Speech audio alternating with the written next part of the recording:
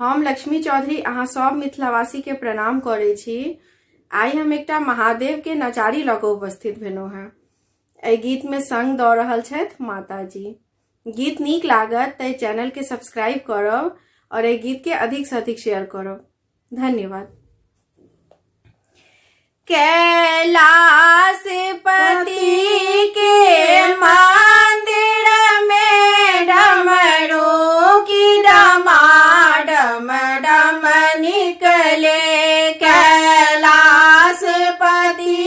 के मंदिर में डमरू की डमाडम डम निकले। एक ढोल बजे मृदंग बजे झालो की झमा झम झम निकले। एक ढोल बजे मृदंग बजे झालो की झमा झम झम निकले। कैलाशपति के मंदिर में डमरू की डमाडम डम निकले। कैलाशपति के मंदिर में डमरू की डमाडम डम निकले।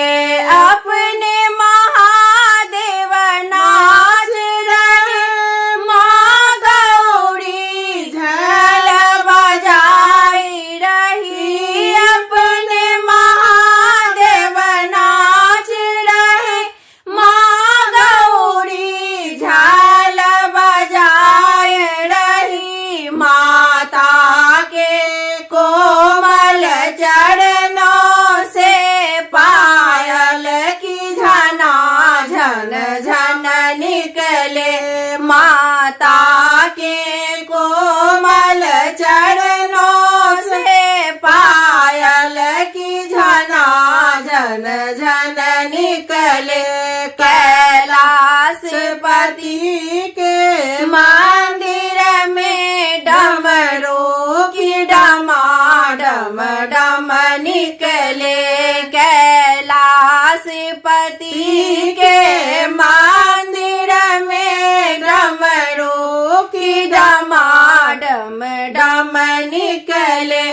एक कार्तिक है एक गणपति है माँ गौरी के गोद में खेल रहे। एक कार्तिक है एक गणपति है माँ गौरी के गोद में खेल रहे। माँ गौरी के सुंदर नैनों से ममता की गंगा धार बहे। माँ गौरी के सुंदर नैनों से ममता की गंगा धार बहे। कैलाशपति के मंदिर में डमरू की डमाडम डम निकले। कैलाशपति के मंदिर में डमरू की डमाडम डम निकले। माँ गौरी शिव को मनाए रही। नंदी जी फूल चढ़ाए रहे।